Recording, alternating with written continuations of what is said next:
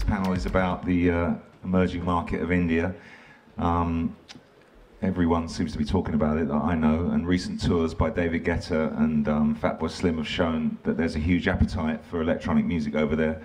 And I actually managed to get over there in December for my kind of first visit, and was overwhelmed really, and kind of quite humbled by the fact that, particularly as an Englishman, where there's been so much kind of natural connection with India in the course of history, that I was so naive to what was going on there and the potential that exists there. So we've gathered an esteemed panel of people with, that are either operating in India or have had experiences there, to see where we can go with this. So firstly, to introduce yourself maybe.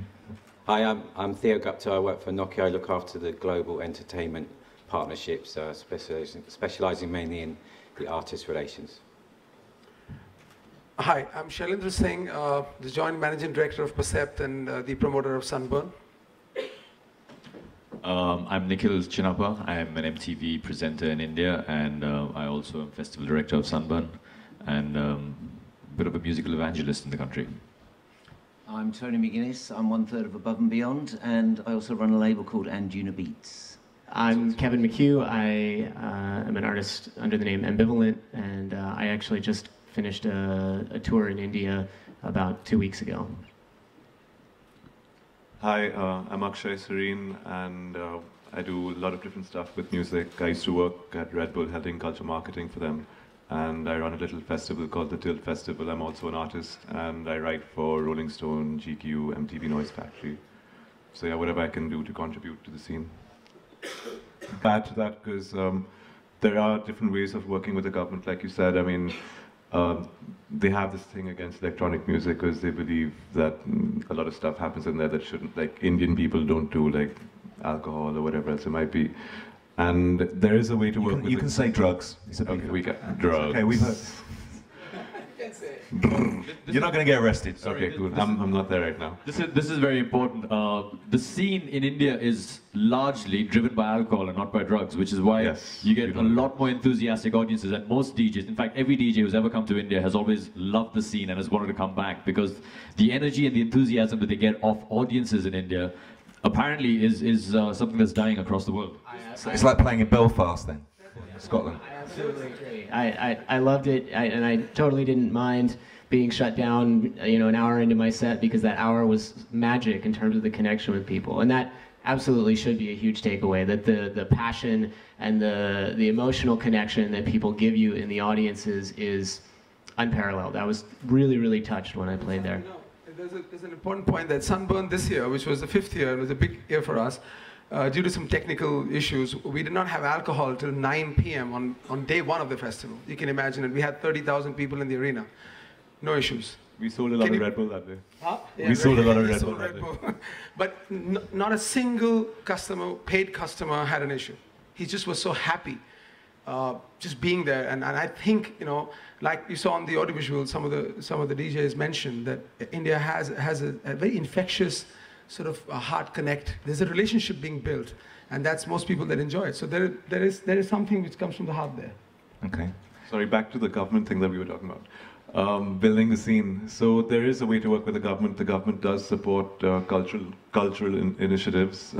They tend to prefer live music. So we've actually tied up with the government and with the India Tourism, and we do something called the Bombay Bandstand Revival, where we pick up bands and we do gigs, free gigs across the city. And I think the next step would be to involve electronic music in there and seamlessly kind of like sneak it in and let people understand that electronic music is music, and it's just not about clubbing and doing drugs and alcohol. Okay, one other thing I think is important for the overview, just talking to Fatboy Slim and David Guetta recently about their impressions, was that the infrastructure in some of the country makes England look third world. So maybe Theo, you just give us a bit of an overview about where India is at on the technology front and just what the kind of mobile revolution is. I think it's India's sort of leapfrogged fixed line and just gone straight to mobile. So then you put in electronic dance music into that mix. The two have met both at the same time. So there's the technology and also electronic dance music coming together. We've had music services running in India because it's one of our strong markets. We have a dominant market share still there. We've had music services running, I think, 5 or 6 years there, and we're starting to see electronic music really come up through our Nokia Music Unlimited service. You know, we have downloads of about 5 or 6 tracks a second on that, 24 hours a day, 7 days a week, and that's growing fast as well. And we're really seeing electronic music pull up through that, and I think the youth market today that you were talking about before, they're not, you know, they're looking at how they can use their handset, how they can build an app that will work on it to make, you know, things happen when it comes to the club nights, etc. So, you know, we're really seeing real push forward from us or the customers in that market. Okay, Tony, I'll come to you now because you like the country so much. You named the label after a beach. So do you want to give us your overview of because you played there a lot?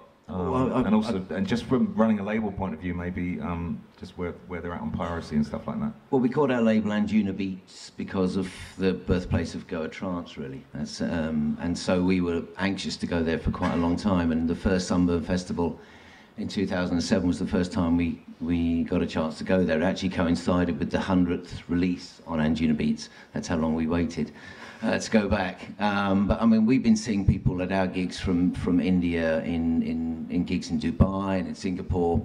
You know, these kids have got money and they can travel and they wanted to come and see us. We've also had a very healthy forum and an online presence right from the start of the label, and people from India have always been very much engaged in that. So we kind of went to India for the first time in 2007 with already a kind of preordained audience, if you like, and that was really, most of the people that were there were hardcore Anjuna Beats fans that we knew from our forum. Fast forward 5 years to the last one that we did, and the transformation was incredible. I mean, we've heard a lot of people talking about how many new young consumers there are in India with access to mobile phones and to travel and to music, and that was really my experience of the last Sunburn Festival. And in terms of infrastructure, the staging and the visuals and the lighting and everything else was as good as it gets anywhere. And also what other people have been saying. I mean, the audience really are incredibly enthusiastic. Electronic dance music is second only to Bollywood music in popularity in India, and I think that's extraordinary, really. If you think about the dominance of that music form in the country, we're like the new Elvis in India, and it's a fantastic place to be to play. I think where's India at with local talent? Because obviously you look at the film of Sunburn, you see the flyers that go up there. It's all international DJs, which is kind of the way it was in America, really, I suppose, 15 years ago. But now in America, there's more and more local DJs that are meaning more around the rest of the world. Where's India at in terms of local talent? Well, the lineup at Sunburn is actually more than 50% Indian. We have about 60% local talent that plays at the festival, and we've got a very strong DJ pool. But the way the world is moving now, it's very important for people to produce music, not just DJ, in order to gain worldwide popularity. And we have a few producers that are making a mark for themselves out of India. There's Jalebi Cartel, Akshai Sarin's just done an album as well. Lost Stories, Rishab Joshi and his partner Prayag are making music, and they're starting to be noticed and heard. He's gone missing, by the way, if anyone's seen it. It's his first trip to Ibiza. I think he's 19. It's He's got par for the course. So it's a matter of time. I mean, we're a nation of geeks, and electronic music is made on computers. It's a matter of time before somebody makes something that's going to blow up across the world. It's just a question of when, not if, and it's going to happen. So we're continuing to nurture that market, both at Sunburn and Submerge, the other label that other collective that I run. There are efforts there to find and nurture new talent. We do a DJ competition that we've developed ourselves with a very clear-cut method to find real DJ talent, not just gimmicky stuff. So efforts are being made in that direction. Coming back to, sorry Pete, I'm just going to cut across quickly. Just one point on the talent front, and this goes to our we have a DNA problem in India. We're a land of culture, tradition, music, art. We're like 7,000 years old country. We have huge roots, but there is lack of self-belief, in all honesty. So what am I coming to? The point that I'm trying to make is that in 1990s, we all believed content was king, but in 2000s, packaging has been God. So we may have talent in India, we do have talent, like Nikhil said appropriately, but I think now is the time to go there and package it. So the surprising aspect is that if you go to a mall in India top typical Selfridges mall. So out of the 140 shops, 139 are international brands. Our chicken tikka masala is the national cuisine of United Kingdom. Fuck, man. Yoga is registered in the US. We don't own yoga, the word, anymore. I went out to register Bollywood because we have a company, called Bollywood Corporation, and I thought we should just register now. Because things like copyright and trademark are alien in India yet. So anybody listening, come. You can make some money. So I went to register, and this is 6 years ago. And there were 170 categories available in Bollywood, like Bollywood Cafe, Bollywood Retail, Bollywood Kingdom, all that jazz. So I said, I want to take all of it, because Bollywood is quite cool, it's growing, And surprise, I got 110, but the balance 60, 70 were taken by somebody. So I said, listen, and India, a little bit of money and everything works. It's quite sweet. I like it, actually. So we just said, hey, who's the guy, he says, no, I can't tell you. I said, oh yeah, come on. I see, quickly he changed his mind and told me. It was Disney. Disney, 12 years ago, has registered Bollywood in 60 odd categories. So we, as a country, so I agree with Nikhil, we've got immense talent, but we need platforms, and therefore in Sunburn, being market leaders, with the help of Nikhil, his team, Submerge, he's been there from day one, part of the whole journey. I feel that we need to intellectualize a process. We need to create platforms, and that's why we went and tied up a DJ Mag for the next 5 years. We're launching DJ Mag in the next 3 weeks, because if the Indian DJs don't get a platform to be written about, to be known by you guys, it's never going to happen. They don't even have the confidence. They're happy just playing for $100 in any club. They don't care. So I think, going forward, and secondly, just another small point I'm just making. Second point is that, so the belief has to transform, but then you have to create the opportunities and platforms. So you won't believe it, what happened this Sunburn.